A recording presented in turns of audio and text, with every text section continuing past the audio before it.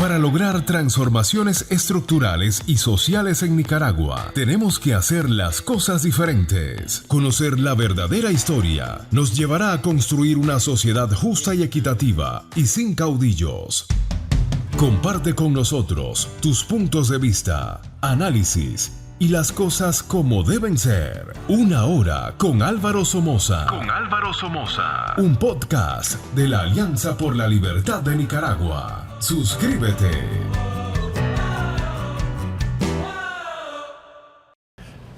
Muy buenas tardes, queridos amigos nicaragüenses. Bienvenidos al programa Una Hora con Álvaro Somoza. Aquí, ustedes saben, solo hablamos la verdad. Yo tengo ese compromiso de desenmascarar las mentiras y los engaños sandinistas, de toda índole, MRS o sandinista. Por favor, les pido que no se olviden de suscribirse al programa en YouTube, Una Hora con Álvaro Somoza, para que los algoritmos manden más de estos programas por todos lados. No les toma nada de tiempo, no cuesta nada y por supuesto es absolutamente secreto su suscripción.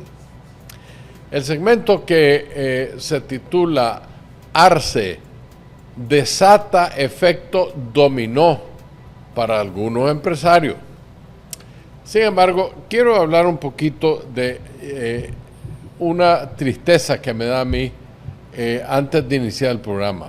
Recientemente estaba yo en Colorado visitando a mi hijo, a mi nieto, a mi nuera, unos días cuando alguien me envió un segmento puesto en las redes por este muchacho Miguel Mendoza.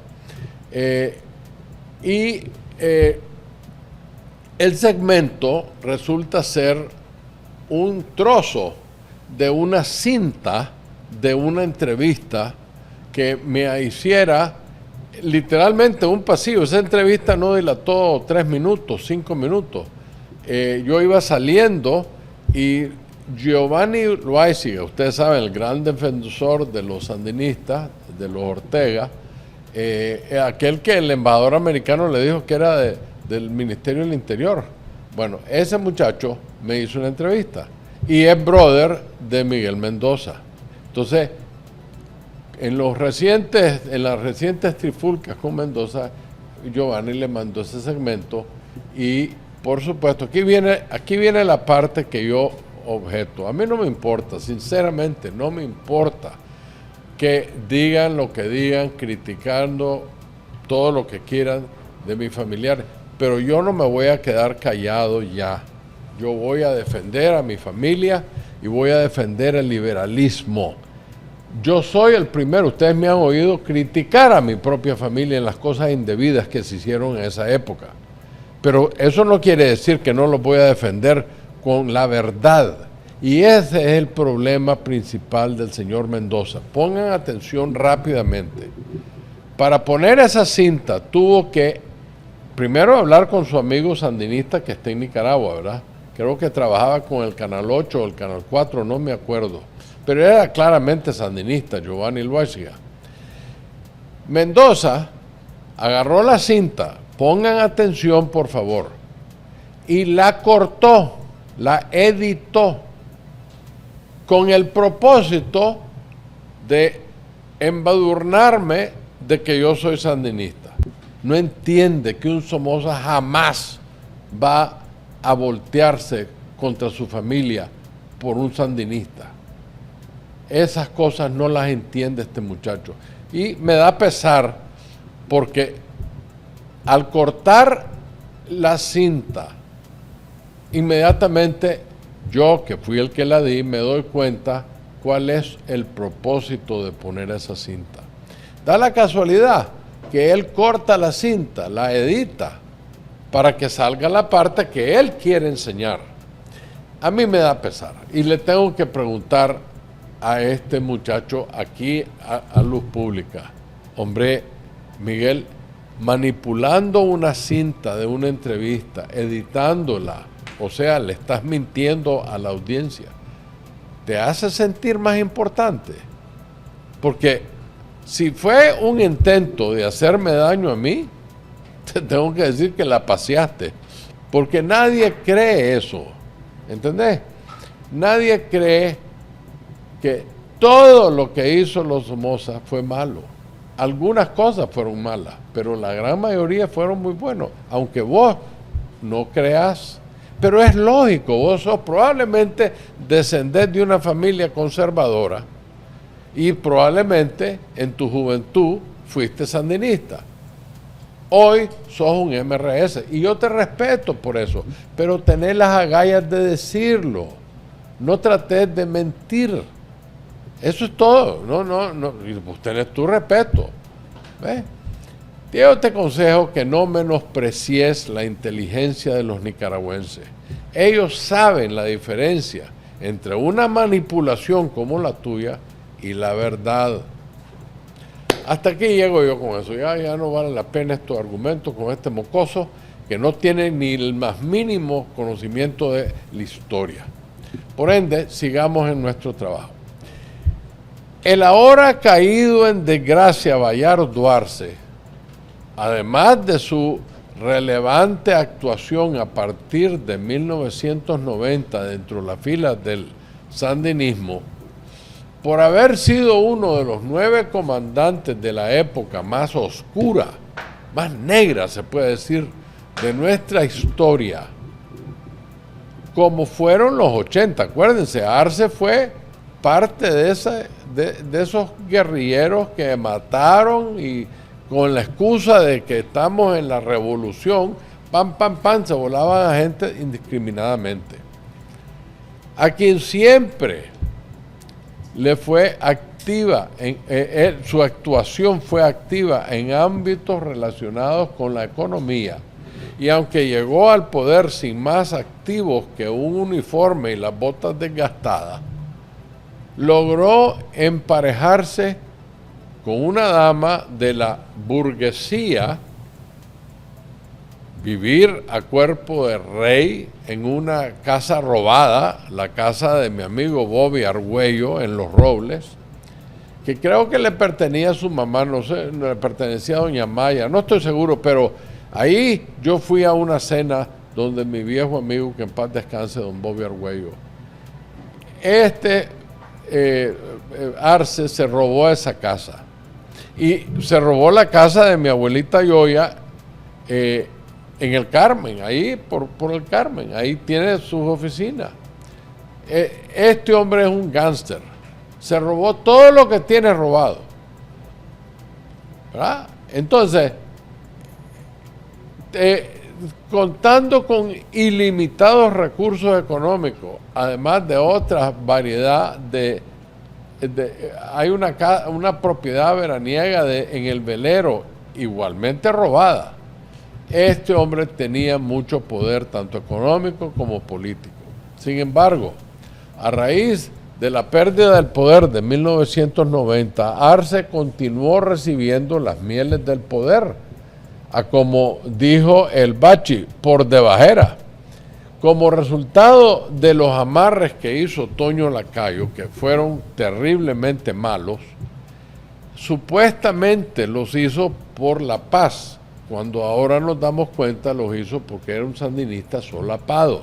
Y eso es algo que tenemos que ser francos. El sandinista de los 80, de 79, 80, 81 hasta 83, por ahí, ese sandinista que se volteó, que se dio cuenta que lo que le decía el general Somoza era verdad, que estos eran sátrapas comunistas, esos sandinistas, muchos de ellos todavía tienen el gusanito metido como un cáncer. Entonces a esos son los que yo le llamo sandinistas solapados, que equivale a un MRS. Somos sandinistas, pero no con los Ortega, ¿verdad? Existían 3 tipos de concesiones. La primera era la industria de la minería. Esa se le entregaron a Tomás Borges. La industria pesquera se le entregaron a Diego Lacayo, hermano de Toño. También estaba la industria arrocera, que se le entregaron a Carlos Sarruc, la que con poco tiempo después fue arrebatada por Bayardo Arce. Así es que él entra en eso. Con el monopolio de las importaciones de arroz, nace Agricor, que debido a la masificación de la venta de arroz a pulperías, a grandes supermercados y todo, se le pegan otros grupos a Agricor, como fue la familia Bon de los Huevos San Francisco, la Gemina de Granada. El mayor productor de harina en Nicaragua era la Gemina en aquellos tiempos, y era perteneciente a un conglomerado de socios de un grupo de empresarios encabezados por los Chamorro. Los pollos Tip Top congelados, los pollos que eventualmente fue adquirida por la Cargill. Todo eso es parte de Agricor. Arce también tiene su grapa sucia metido en varias empresas, entre ellas una pesquera de langosta que opera en Puerto Cabeza. Con el portfolio o conglomerado monopolizador de Bayardo Arce, hizo que otros empresarios invirtieran en Agricor, que inclusive llegó a emitir bonos de inversión, pagando el 8% de interés, que era prácticamente el doble de la oferta de la banca. En fin, todo esto indica que con la caída de Arce, lo cual es de inevitable cumplimiento de acuerdo a los deseos de la hechicera del Carmen. Está listo, Mr. Arce. Por lo que también se espera que caigan algunos, si no todos, aquellos asociados con Arce, que se aprovecharon del tráfico de influencias para invertir en pactos económicos y amarres sucios a través de Bayardo. Es muy difícil capear el temporal, ya que la relación accionaria de Bayardo Arce con Agricor, donde aparece su esposa como una fracción limitada de acciones. Sin embargo, está su cuñado Amílcar Ibarra, que ha sido por años el ejecutivo a cargo de Agricor, con un número muy importante de acciones. Serán todas de don Amílcar, allá ustedes. Pero que a la final, este es un testaferro de Arce, como ustedes saben.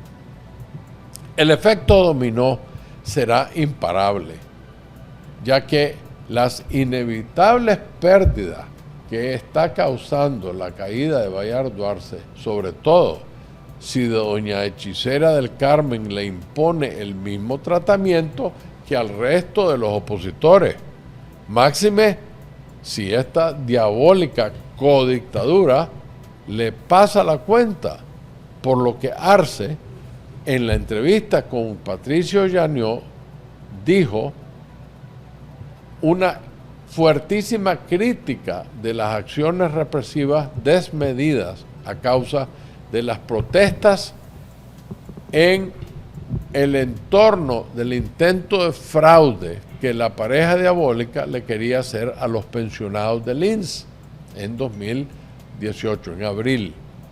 Eso encendió la mecha para la explosión de abril, evento que le quita el sueño a la codictadora. A los prepotentes y corruptos empresarios, y quiero ser claro, hay un grupo de empresarios que se creen que tienen un derecho arriba de todo el mundo. Se lo juro que yo soy testigo de eso. Yo lo viví.